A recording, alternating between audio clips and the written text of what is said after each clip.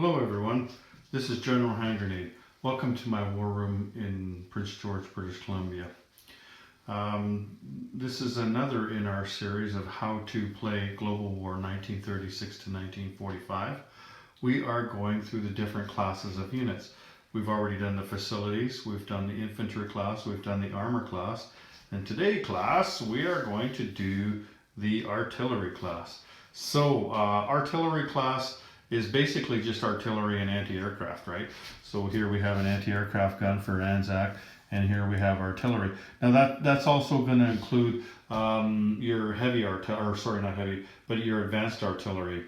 If you have advanced artillery, if you've developed that in weapons, and we'll get to technology. But basically it works the same way, except that the numbers are a little bit better. And to find the numbers for your artillery class. So this is your reference card. This one's for Anzac. That's what you get when you download the rules. And on the back, like it is for everybody, there is the numbers for all of your units, right?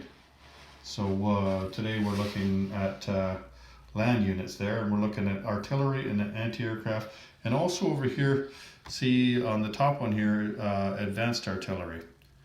So it attacks at 4, defends at 4, and it costs 4. Okay, so that would be advanced artillery. So let's start with artillery. Artillery in this game is very powerful, even more so than in Global 40, because it has a first strike capability. And what that means is, here, let's just take a look at the battle board here for a second. So here's here's the battle board. Here, let me zoom out here for you. It's got all the units on there, right? And so you would place your units on the battle board. If you only had attack with a couple of units, you wouldn't bother. But if you had a big attack, then you'd place them all on, and you see the numbers down here. That's what you need to roll: 2 or less, 3 or less, 4 or less, right? 5 or less. So your artillery is right here, and it's just artillery and submarines, and your advanced artillery and advanced submarines. You can see there's a little box around them, and those are first strike units there. So what happens when you are when you have your units, anything that is in the artillery box there, or what, you know, it could be a submarine if you were doing a naval battle, anything in there, first you roll the dice, so you get your number there, and let's say you got a 2, like it's got to be 3 or less, right? Let's say you got a 2.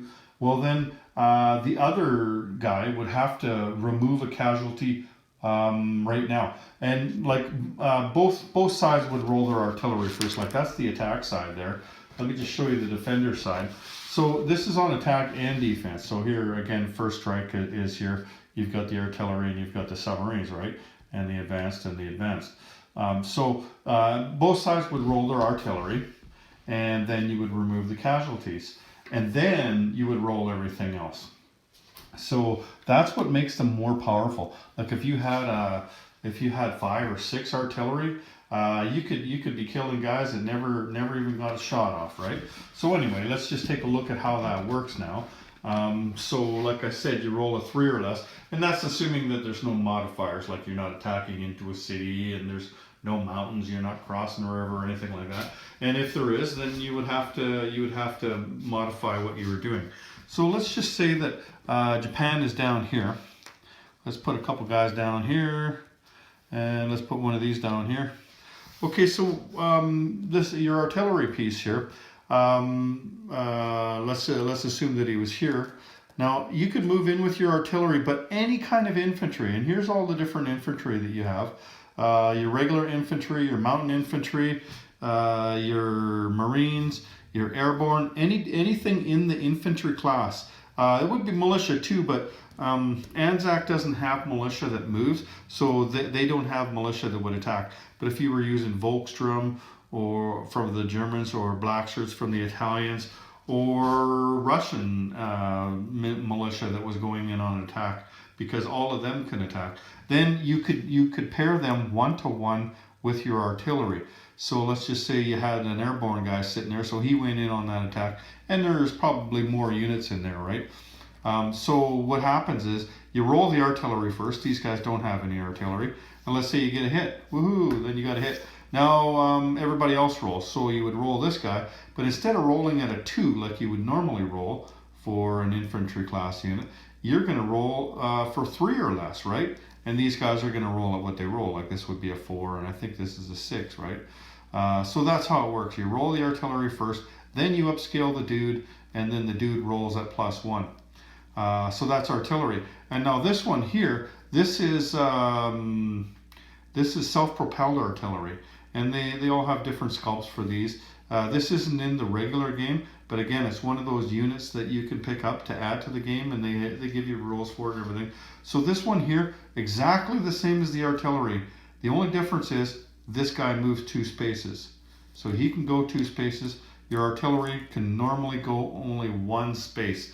The only thing is, if you remember back to the last video, when we talked about motorized infantry, you can tow your artillery with motorized infantry. There's a truck there with wheels on it, so he gets to tow this guy 2 spaces. Not with mechanized, only with motorized infantry. And the same holds true for your anti-aircraft gun. So your anti-aircraft gun, he can tow 2 spaces as well. And you know, the funny thing is, in Global 40, these things don't move on attack move, right? They just kind of sit there and they're kind of defending, waiting for planes to come in. But in this game, they can do that, and they can go in on an attack. Like they can move 1 space or 2 space with one of these trucks and go in there, and he can go after that plane that's sitting there. And it works much the same. Like each anti-aircraft gun, or anti-aircraft artillery, sorry, each anti-aircraft artillery gets up to 3 dice. So if there's only 1 plane in there, that means you only get 1 die. You don't get 3. So if there was 3 planes in there, and it doesn't matter what kind of plane it is, then you get to use those 3 dice. And if you were on defense and there was 3 planes coming in, you get to shoot at all 3 of those planes. So both attack and defense, they roll at 3, so 3 or less, right?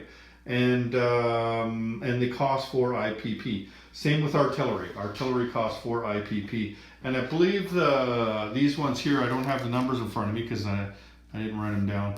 So I think these cost 5, but yeah, I'm pretty sure. And then your advanced still only costs 4, but they roll, I'm talking about your advanced artillery now, they roll at 4 and 4, not 3 and 3. So yeah, these artillery class units are better in this game than they are in the other game. These ones because they got first strike, and these ones because they get to attack and not just defend. So that is your artillery class. Bear in mind, like this in Axis and Allies, this one here, you could it's called mechanized infantry in that game, but this one here you can't pair with an artillery to upscale that. It's only units that are in an artillery class. However, you're free to make any kind of house rule you want. So if you want to add your mechanized or your motorized infantry to the pool of things that can get upscaled by artillery, that's up to you. But as far as the rules of the game go, as written, the armor class units are not included when you're talking about upscaling them with your artillery, except the horsies. your cavalry. Your cavalry, even though it is an armor class unit, it is the one unit that isn't infantry that your artillery can upscale. So normally he would attack at a 3. If you upscale him with, if you pair him 1-to-1 with an artillery, then he is going to attack at a 4. Just remember, you can only pair one thing with the artillery at a time. Like let's say you're pairing the dude there, right? And you got all 3 of these, so you're pairing the dude there. First round of combat, the dude dies, okay, fine. Now you can pair this guy in the second round of combat with your artillery, right? But only one thing at a time. It pairs 1-to-1 with your infantry class units or your cavalry. And that is your artillery class units. Class dismissed.